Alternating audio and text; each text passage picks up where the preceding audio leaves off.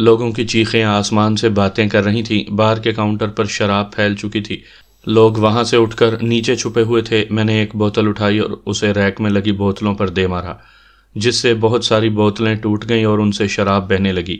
میرا کام ختم ہو چکا تھا۔ میں نے فائرنگ کی اور پھر داخلی دروازے کا اندازہ لگایا۔ نوجوان کو اشارہ کیا کہ اب نکلنا ہے۔ میں نے اسے کور دیا۔ وہ تیزی سے باہر کی جانب لپکا۔ میں نے جیب سے دستی بم نکالا، اس کی پن نکالی اور وہیں بار میں لڑکا دیا۔ اب میرے پاس بھی کوئی وقت نہیں تھا۔ میں نے دوسرا پسٹل نکالا اور اندھا دھند فائر کرتے ہوئے وہاں سے نکل کر دروازے کی سمت بھاگا۔ میں جانتا تھا کہ اگر باہر سے کوئی حملہ آور ہوا تو فور ویل میں بیٹھے نوجوان موجود ہیں، وہ ان پر حملہ کر دیں گے۔ باہر بالکل خاموشی تھی۔ میں نے چند لمحوں کا فاصلہ بہت مشکل سے طے کیا۔ جیسے ہی میں داخلی دروازے کے پاس پہنچا، اندر ایک زوردار دھماکہ ہوا۔ میں پوری جان سے لرز گیا۔ میں گرتے گرتے سنبھلا تھا۔ میں نے اپنے قدم مضبوطی سے جمائے اور فور ویل تک جا پہنچا۔ میں جیسے ہی بیٹھا، ڈرائیور نے فور ویل بڑھا دی۔ وہاں سے نکلتے ہوئے میں نے اندر آگ بھڑکتے ہوئے دیکھی تھی۔ فور ویل تیزی سے سڑک پر بھاگتی چلی جا رہی تھی۔ میرے پیچھے بیٹھا ایک اور نوجوان کسی کو وہاں ہونے والی صورتحال کے بارے بتا رہا تھا۔ میرے کانوں میں اب تک ہونے والے دھماکے اور لوگوں کی چیخو پکار گونج رہی تھی۔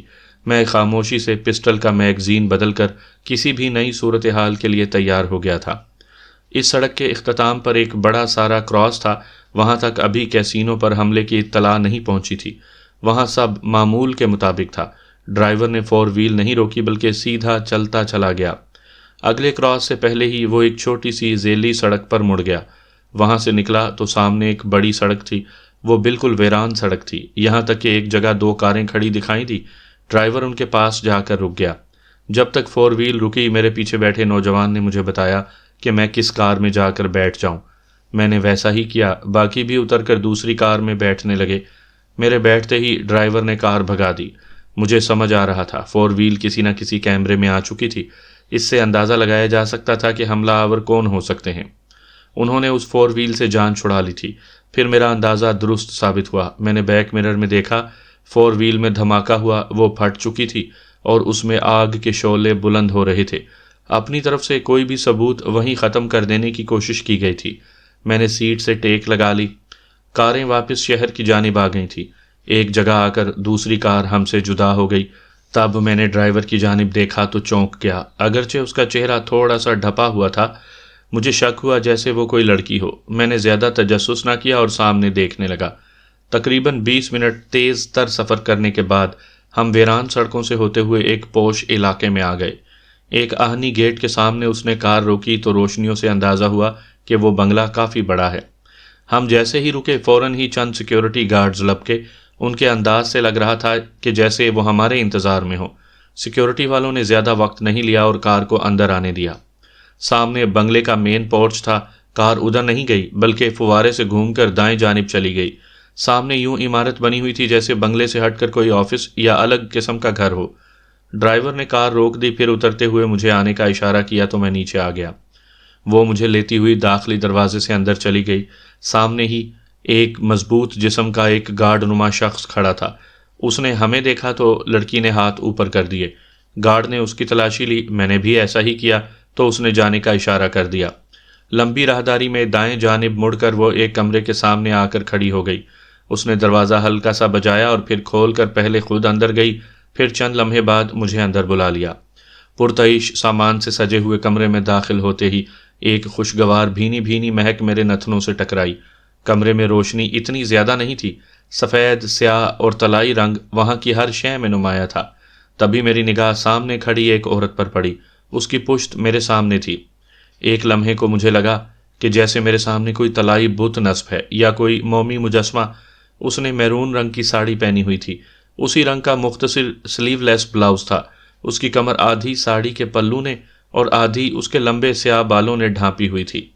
پیلی روشنی سے اس کا سفید بدن طلائی رنگ کا دکھائی دے رہا تھا۔ میرے رکتے ہی وہ دھیرے دھیرے مڑی تو میں چونک کر رہ گیا۔ لمبی سڈول بدن، لامبے گیسو، بھاری سینے اور لامبی گردن والی اس عورت کا آدھا چہرہ باقی آدھے چہرے سے مطابقت نہیں رکھتا تھا۔ ایک طرف سے وہ بالکل حسین تھی، لیکن دوسری جانب یوں لگ رہا تھا جیسے چہرہ بگڑنے کے بعد پلاسٹک سرجری سے اسے ٹھیک کر دیا گیا ہو، لیکن وہ ٹھیک نہ ہو سکا ہو۔ اچھا، تو تم ہو رانا ویر سنگھ؟ اس نے مجھے سر سے پاؤں تک دیکھتے ہوئے تبصرہ کرنے والے انداز میں کہا۔ اس پر میں خاموش رہا تو بولی، میں نہیں جانتی اور نہ میں پوچھنا چاہتی ہوں کہ تمہاری پرتاپ راؤ سے کوئی دشمنی ہے یا نہیں، لیکن میں اتنا ضرور پوچھنا چاہوں گی کہ کیا تم اس کے بارے میں جانتے ہو یا انجانے میں یہ آفر قبول کر لی ہے؟ نہیں جانتا تو جان جاؤں گا اور جان لے بھی لوں گا، میں نے پرسکون لہجے میں کہا تو وہ گہری سنجیدگی سے بولی، تم چاہے جان لے لو یا دے دو، مگر یہ جو ہمارے اور تمہارے درمیان ملاقات ہے اسے اپنی زندگی سے کھرچ دینا، جو چاہو گے ملے گا، مجھے بس اتنا ہی چاہیے، میں نے اس بار قدرے لاپرواہی سے کہا۔ مجھے تمہارا انداز دیکھ کر خوشی ہوئی، تم ہمارے خاص مہمان رہو گے، اس نے کسی بھی جذبے سے آری لہجے میں کہا۔ مجھے کرنا کیا ہوگا؟ میں نے پوچھا۔ دیکھو، دشمن کو مار دینا کوئی بڑی بات نہیں ہوتی، وہ تو مر گیا، جان چھوٹی اس سے، اہم بات یہ ہے کہ دشمن کو بے بس کر کے اسے اس کی اوقات دکھانا ہوتی ہے، وہ سامنے پڑا سسکے اور اس کی سسکاری دراصل تمہاری فتح ہے، اس نے غرانے والے انداز میں کہا۔ پھر چند لمحے خاموشی کے بعد اس نے میرے ساتھ کھڑی لڑکی کی جانب اشارہ کرتے ہوئے کہا، یہ تمہاری بہت اچھی میزبان ثابت ہوگی، مجھے یقین ہے کہ ہماری بہت جلد دوبارہ ملاقات ہوگی۔ اپنی بات ختم کرتے ہی اس نے مجھے پلٹ جانے کے لیے ہاتھ کا ہلکا سا اشارہ کیا۔ اگرچہ میرے ذہن میں کئی سوال گردش کر گئے تھے، لیکن میں کوئی بھی سوال کرنے کا ارادہ ترک کرتے ہوئے پلٹ گیا۔ وہ لڑکی میرے پیچھے تھی، میں کمرے سے باہر آ گیا۔ اس عورت نے میرا دماغ سلگانے کی کوشش کرتے ہوئے مجھے واضح پیغام بھی دے دیا تھا کہ میں کوئی بھی کامیابی لیتا ہوں تو ٹھیک، ورنہ ناکامی کی صورت میں وہ مجھے قبول نہیں کریں گے۔ میں اس کی منشا سمجھ گیا تھا، مجھے اس کے کسی پیغام سے کوئی غرض نہیں تھی، مجھے اپنے مقصد سے غرض تھی۔ شہر میں داخل ہوتے ہی جو مہم مجھے دے دی گئی تھی، اس سے بلا شبہ وہ عورت یہ دیکھنا چاہتی تھی کہ میں کتنے پانی میں ہوں۔ اگر میں اس مہم میں کامیاب ہو جاتا ہوں تو وہیں میرا فیصلہ ہونا تھا کہ آگے وہ میرے ساتھ کیسا برتاؤ رکھتے ہیں۔ اس مہم کے فوراً بعد یہ ملاقات سے مجھے یہی تاثر دیا گیا تھا کہ نہ صرف وہ مجھ سے خوش ہوئی بلکہ آئندہ کے لیے ان کے نزدیک میری حیثیت کیا ہوگی وہ بھی بتا دیا۔ ہم ایک بنگلہ نما گھر میں پہنچ گئے جو اس آہنی گیٹ والے بنگلے سے کافی دور تھا۔ دن نکلنے کے آثار پیدا ہو گئے تھے، نیلگوں روشنی ہر جانب پھیل چکی تھی۔ گاڑی پورچ میں رکنے کے بجائے سیدھی گیراج میں چلی گئی۔ میں وہاں اترا تو ڈرائیور بھی اتر آئی۔ اس نے مجھے سامنے والے دروازے میں سے اندر جانے کا اشارہ کیا۔ میں اندر چلا گیا۔ سامنے راہداری تھی جس کے بعد کمرے تھے۔ اس نے ایک کمرے کا دروازہ کھولا اور اندر جانے کا اشارہ کر کے آگے بڑھ گئی۔ میں لمحہ بھر رکا اور کمرے کے اندر چلا گیا۔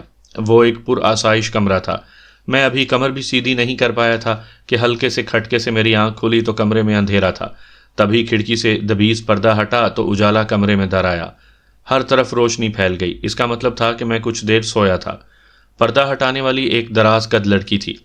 بوائے کٹ بالوں والی نے سیاہ ٹائٹس کے ساتھ ڈھیلی سی سفید سلیو لیس ٹی شرٹ پہنی ہوئی تھی۔ گول چہرے پر نین نقش تیکھے نہیں تھے۔ اس کا ناک تھوڑا بیٹھا ہوا تھا، ہونٹ سرخ لیکن موٹے تھے، آنکھیں بڑی بڑی تھیں جن پر چتون بنائی ہوئی تھی، سفید رنگ کے ساتھ پتلا سا جسم تھا۔ میں اس کی طرف دیکھ رہا تھا لیکن وہ مجھ سے بے نیاز پردہ ہٹا کر میرے سامنے آ کھڑی ہوئی۔ چند لمحے میری جانب دیکھتے رہنے کے بعد خالص راجستھانی لہجے میں بولی، اگر تھکن اتر گئی ہو تو جا کر فریش ہو جاؤ۔ میں نے اس کی طرف دیکھا، میں پہچان گیا تھا کہ یہ وہی رات والی لڑکی ہے۔ میں جواب دینے کے بجائے اٹھا اور فریش ہونے چل دیا۔ واپس پلٹا تو میز پر کافی کچھ کھانے کے لیے پڑا تھا۔ وہ ایک کرسی پر انتظار والی کیفیت میں بیٹھی ہوئی تھی۔ میں اس کی سامنے والی کرسی پر بیٹھ گیا۔ اس بار میں نے اس کا چہرہ بھرپور انداز میں دیکھا۔ نہ جانے کیوں مجھے لگا کہ یہ میک اپ بھی کر لے تو اتنی خوبصورت نہیں لگے گی۔ اس کے چہرے پر ایک خاص قسم کی کرختگی تھی۔ اس نے کوئی بات کیے بنا کھانا شروع کرنے کا اشارہ کیا اور خود بھی کھانے لگی۔ وہ مجھ سے پہلے ہی سیر ہو کر کرسی کھسکا کر بیٹھ گئی۔ میں نے کھانا ختم کیا تو اس نے میری طرف دیکھ کر کہا، تم مجھے ریتو کے نام سے پکار سکتے ہو، میرا نام تو تجھے معلوم ہی ہوگا۔ میں نے کرسی سے ٹیک لگاتے ہوئے کہا تو اس کے چہرے پر ہلکی سی بھی مسکان نہیں ابھری، بلکہ اسی سنجیدگی سے بولی، ہاں معلوم ہے، رانا ویر سنگھ۔ مجھے یہاں کیا کرنا ہے؟ میں نے پوچھا۔ وہی جو رانی بھاگوتی چاہے گی، اس نے روکھے سے لہجے میں کہا۔ میں سمجھا نہیں، میں نے جان بوجھ کر کہا، چلو میں تمہیں تھوڑا بتا دیتی ہوں۔ یہ کہہ کر اس نے چند لمحے سوچا، پھر کہتی چلی گئی، جس سے تم رات ملے تھے وہ رانی بھاگوتی تھی۔ اس کے ماتا پتا کسی زمانے میں اس علاقے کے مالک تھے، وہ نہیں رہے، یہ اکلوتی ہے، اس کا کوئی بھائی نہیں۔ یہ بڑے آرام سے اپنی زندگی گزار رہی تھی کہ پرتاپ راؤ اس کی زندگی میں آ گیا۔ اس نے رانی بھاگوتی کا سب کچھ چھیننا شروع کر دیا، یہاں تک کہ اسے اپنے محل تک محدود کر دیا۔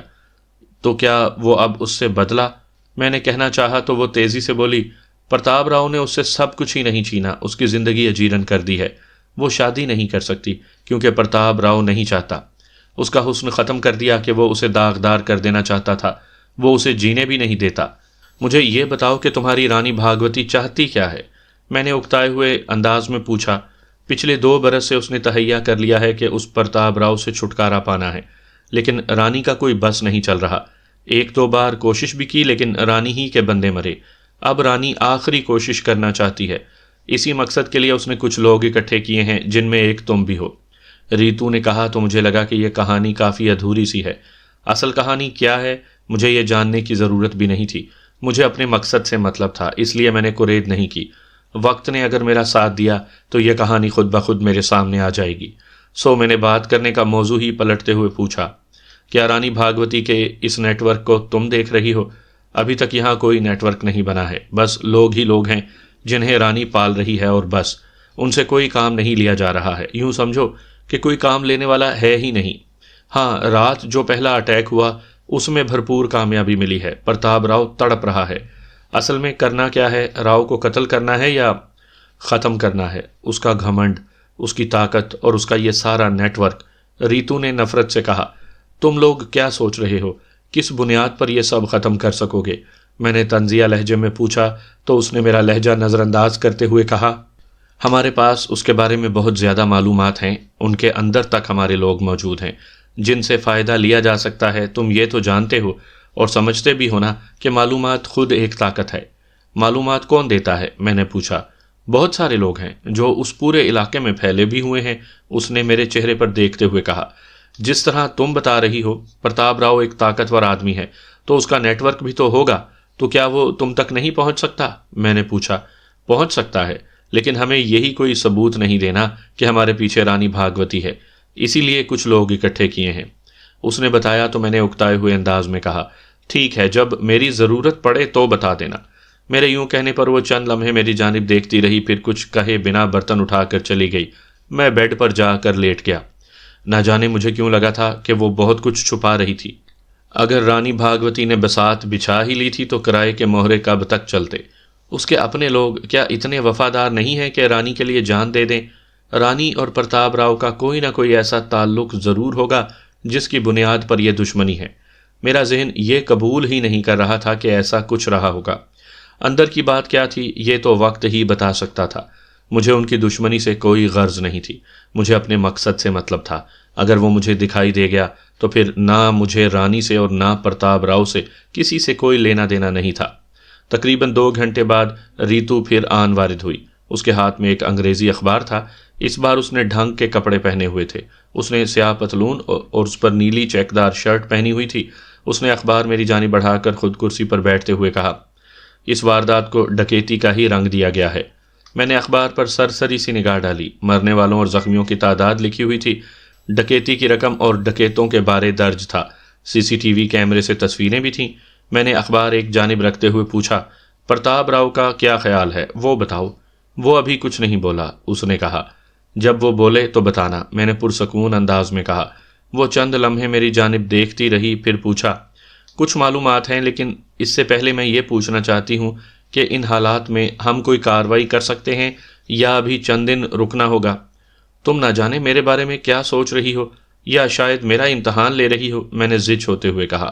کیا مطلب؟ میں تو، اس نے کہنا چاہا تو میں تیزی سے بولا، جب جنگ کا آغاز کر دیا جائے تو پھر دشمن کو سانس لینے کی بھی مہلت نہیں دینی چاہیے۔ کس کا کتنا نقصان ہوتا ہے یہ بھی نہیں دیکھا جاتا۔ ہار جیت کا فیصلہ تب ہوتا ہے جب دشمن صلح کے لیے ہاتھ بلند کر دے۔ تمہارا مطلب ہے کہ، اس نے کہنا چاہا تو میں نے تلخی سے کہا، میرا جو بھی مطلب ہے، لیکن تم یوں فیکٹس اینڈ فگر پر بات کر رہی ہو جیسے ہم کوئی گیم کھیل رہے ہیں۔ ہاں یہ کھیل ہے، مگر موت کا۔ ہم کسی کو مارنے جائیں تو یہ سوچ کر جائیں کہ ویسی ہی گولی ان کے پاس بھی ہے جو ہمارے بدن کے پار بھی ہو سکتی ہے۔ تم ٹھیک کہتے ہو، ہمارے پاس معلومات تو بہت ہے، لیکن انہیں استعمال کیسے کریں؟ ظاہر ہے اس کے لیے پلاننگ تو کرنا ہوگی، ریتو نے سر ہلاتے ہوئے کہا۔ مثلاً کیسی معلومات؟ میں نے پوچھا۔ مثلاً پرتاپ سنگھ کے ارد گرد لوگوں کے بارے میں۔ وہی جو اس وقت اس کی اصل طاقت بنے ہوئے ہیں۔ اس نے میرے چہرے پر دیکھتے ہوئے کہا تو میں نے کہا، ایک بندے کو ماریں گے تو اس کی جگہ نیا آ جائے گا، دھندا تو چلتا ہے، وہ تو رکنے والا نہیں، سیٹ اپ تو اس کا وہی رہے گا۔ تو پھر کیا کرنا ہوگا؟ اس نے سنجیدگی سے پوچھا۔ اصل بات ہے ان پر دہشت طاری کرنا، وہ ڈر جائیں۔ میں نے سکون سے کہا تو وہ بولی، کیسے؟ وہ خود کہاں ہے؟ اس کے بارے پوری معلومات لو، پھر کوئی پلان بنایا جاتا ہے۔ لیکن میں کہتے کہتے رک گیا۔ لیکن کیا؟ اس نے میری طرف دیکھ کر پوچھا۔ کسی بھی کام کا کوئی مقصد ہوتا ہے، اسی مقصد کے مطابق معلومات کو استعمال کر کے پلان کیا جاتا ہے، میں نے کہا۔ یہی تو سوچنا ہے کہاں سے کیا کریں، اس نے تیزی سے کہا۔ دیکھو، اپنی رانی بھاگوتی سے پوچھو وہ چاہتی کیا ہے، اس کا اصل ہدف کیا ہے۔ جب تک ہمارے پاس ہدف نہیں ہوگا ہم کوئی پلان نہیں کر سکتے۔ پلان تبھی ہوگا جب کوئی ہدف ہمارے پاس ہو۔ مثلا صرف راؤ کو ختم کرنا ہے، اس کا نیٹ ورک تباہ کرنا، یا اسے کمزور کر کے اس کی جگہ لینی ہے، کرنا کیا ہے یہ پوچھو، میں نے اکتائے ہوئے انداز میں کہا۔ ٹھیک ہے، میں کر لوں گی بات، ابھی تمہیں ایک صاحب سے ملوانا ہے، آؤ میرے ساتھ، وہ اٹھتے ہوئے بولی۔ پھر میرا جواب سنے بغیر وہ باہر نکلتی چلی گئی۔ میں اٹھ کر اس کے پیچھے چل دیا۔ ہم دونوں ایک راہداری میں چلتے ہوئے پچھلی جانب کوریڈور میں آ گئے۔ وہاں سے اوپر جانے کے لیے سیڑھیاں چڑھنے لگے۔ دوسری منزل پر جا کر ایک کمرے میں آئے تو وہاں ایک کمپیوٹر لیب بنی ہوئی تھی جس میں 2 لڑکیاں اور ایک لڑکا بیٹھا ہوا تھا۔ ان سے ذرا فاصلے پر ایک نرم سے چہرے والا ادھیڑ عمر شخص بیٹھا ہوا کمپیوٹر سکرین میں کھویا ہوا تھا۔ اس نے ہماری جانب دیکھا، پھر سکرین سے نگاہیں ہٹا کر ہماری طرف متوجہ ہو گیا۔ ہم اس کے پاس بیٹھ گئے۔ اس کا چہرہ نرم اور پرسکون، آنکھیں بھوری سی متورم اور خشخشی سی داڑھی تھی۔ اس نے میرے چہرے پر غور سے دیکھا، پھر لبوں میں مسکرا دیا۔ یہ ملکیت سنگھ ہے۔ ریتو نے ہولے سے تعارف کروایا، پھر میرے بارے میں اسے بتایا، یہ رانا ویر سنگھ ہیں۔ نام سے کیا فرق پڑتا ہے، کام ہونا چاہیے، اس نے نرم سے انداز میں کہا اور پھر مسکرا دیا۔ اسی لیے تو آئیں کہ کام سمجھا دیں، کرنا کیا ہے، میں نے ہلکا سا کہا لگاتے ہوئے کہا جس میں طنز کی آمیزش تھی۔ ایک میان میں 2 تلواریں تو سنا ہی ہوگا آپ نے، ملکیت سنگھ نے انتہائی سنجیدگی سے کہتے ہوئے میری آنکھوں میں جھانکا، پھر گہرے لہجے میں بولا، لیکن معاملہ اس سے بھی ہٹ کر ہے، جسے جاننا ضروری تو نہیں۔ ضروری نہیں مطلب؟ میں نے حیرت سے پوچھا۔ بہت ساری باتیں ایسی ہوتی ہیں جن کا نہ جاننا ہی بہتر ہوتا ہے، اس نے مسلسل میرے چہرے پر نگاہیں جمائے ہوئے کہا۔ تو میں نے ایک طویل سانس لی اور پھر اکتائے ہوئے انداز میں پوچھا، اب تک آپ لوگ ایسی باتیں کرتے چلے جا رہے ہیں جن کا کوئی مقصد نہیں، سو مجھے بھی کوئی چنتا نہیں، میں نیچے جا کر سو رہا ہوں، جب کوئی کام ہو تو بتا دیں۔ میں نے مسکراتے ہوئے پوری بات کرنا چاہی تو ملکیت سنگھ نے کہا، یہاں ہمارے پاس بیٹھا کرو، یہاں راؤ پرتاپ سنگھ کے بارے میں بڑی معلومات ملیں گی، ابھی تو یہی کام ہے، پھر دیکھتے ہیں۔ ملکیت سنگھ نے اتنے نرم انداز میں کہا جتنا کسی نو آموز شاگرد کے لیے لہجہ اپنایا جا سکتا ہے۔ میں نے کوئی جواب نہیں دیا، اپنے کاندھے اچکا دیے، جس کا یہی مطلب تھا کہ جیسے تم لوگ چاہو۔ کچھ دیر بعد میرے سامنے ایک لیپ ٹاپ تھما دیا گیا جس میں پرتاپ راؤ کے بارے میں معلومات تھیں، جسے لے کر میں واپس اپنے کمرے میں آ گیا۔ سامعین کرام، آپ سن رہے ہیں ایک دلچسپ اردو جاسوسی کہانی جس کا نام ہے اناگیر۔ یہ اس سلسلے کی قسط نمبر 27 ہے۔ مجھے امید ہے آپ کو میری یہ کاوش پسند آ رہی ہوگی۔ آپ نے اگر ابھی تک میرا چینل کہانی گھر سبسکرائب نہیں کیا تو ابھی میرے چینل کو سبسکرائب کر کے بیل نوٹیفیکیشن آن کر لیجئے تاکہ آنے والی ہر نئی کہانی کی اطلاع بر وقت آپ تک پہنچ سکے۔ ہر وہ ریاست جو توسیع پسندانہ عزائم رکھنے کے علاوہ اپنی دھاک بھی قائم رکھنا چاہتی ہو، وہ ایسے ناجائز ہتھ کنڈے ضرور استعمال کرتی ہے۔ کسی بھی ریاست میں ایک ایسا اندیکھا ٹولہ، گروہ یا مافیا موجود ہوتا ہے جو اپنی مرضی مسلط رکھنے کی پوری کوشش کرتا ہے۔ یہ بہت تھوڑے لوگ ہوتے ہیں لیکن ایک دوسرے کے مفادات کا تحفظ کرتے ہیں، اس کے لیے انہیں اپنے ہم وطن مارنا پڑے یا کسی دوسرے ملک میں کارروائیاں کرنا پڑے، وہ دریغ نہیں کرتے۔ ریاست چلانے والے بھی ان کے سامنے گھٹنے ٹیک دیتے ہیں۔ پورا دن پرتاپ راؤ کے بارے میں جانکاری حاصل کرتے ہوئے گزر گیا، جس کے مطابق وہ ان عناصر میں سے ایک تھا جو ریاست کے ساتھ مل کر نہ صرف امور نپٹاتے تھے بلکہ اپنی جرم کی دنیا کو بھی پورا تحفظ دیتے تھے۔ ریاست بھی ان سے وہ ناجائز کام لیتی ہے جو وہ سیدھے سبھاؤ نہیں کر سکتی۔ پرتاپ راؤ کی اصل طاقت ریاست کے ساتھ جڑے ہونا ہی تھا، جس کی وجہ سے وہ بے دھڑک مجرمانہ سرگرمیوں میں ملوث تھا۔ میں اس کے بارے میں پڑھ کر بور ہو چکا تھا۔ مختلف ایجنسیوں کی رپورٹس سے لے کر اخباری خبریں اور تجزیے تھے۔ اس کے ساتھ بہت زیادہ تعداد میں چھوٹے بڑے ویڈیو کلپس بھی تھے میں نے فیصلہ کیا کہ ڈنر کے بعد انہیں دیکھوں گا۔ ڈنر پر میں اور ریتو ہی تھے۔ وہ تھوڑی دیر مجھ سے باتیں کر کے اٹھ گئی۔ میں نے لیپ ٹاپ اٹھایا اور ایک ایک کر کے ویڈیو دیکھتا رہا۔ وہ اس کی سیاسی اور گھریلو زندگی دکھا رہی تھی۔ اسی دوران میں نے ایک فولڈر کھولا، اس میں چند ویڈیوز تھی۔ میں نے جو ہی پہلی ویڈیو کھولی تو چونک گیا۔ وہ کسی چھوٹے سے کیمرے سے بنائی گئی ویڈیو تھی۔ اس کا رزلٹ اتنا اچھا تو نہیں تھا، لیکن اتنا برا بھی نہیں تھا کہ کچھ سمجھ نہ آ سکے۔ وہ کسی ایسی جگہ کی چوری چھپے بنائی گئی ویڈیو تھی جہاں کچھ لوگ قید تھے، کھلے آسمان کے نیچے پنجرے میں بند ننگے انسان جو شاید بیٹھ بھی نہیں سکتے تھے، کہیں درختوں کے ساتھ بندھے انسان تھے۔ وہ جس کسی نے بھی ویڈیو بنائی تھی، ویڈیو بنانے کے انداز سے لگ رہا تھا کہ وہ ویڈیو خفیہ طور پر بنائی گئی ہے۔ کسی جگہ فوکس نہیں ہو پا رہا تھا۔ اچانک اندھیرا ہوا اور کلپ ختم ہو گیا۔ میں نے جلدی سے اگلا ویڈیو کلپ چلا دیا۔ وہ ایک غارنما جگہ تھی جس کے اندر کہیں کہیں مدکوک سے بلب جل رہے تھے۔ وہاں مجھے عورتیں بدی ہوئی دکھائی دیں۔ یہ مختلف عمروں کی تھیں۔ منظر تیزی سے بدلتے چلے جا رہے تھے۔ اچانک ایک جگہ مجھے ایک ادھیڑ عمر جوڑا بیٹھا ہوا دکھائی دیا۔ میں نے کلپ وہیں روک دیا۔ وہ منظر دھندلا گیا۔ میں نے پھر سے دیکھا، پھر بار بار دیکھا۔ جس طرح میں دیکھتا جا رہا تھا، میرے اندر آگ بھڑکتی چلی جا رہی تھی۔ میرا روم روم شعلے اگلنے لگا تھا۔ جس طرح وہ مجبور اور بے کسی کی حالت میں پڑے تھے، میرے اندر کا درندہ اتنی ہی قوت سے جاگ گیا تھا، یہاں تک کہ میرے سامنے کا منظر دھندلا گیا۔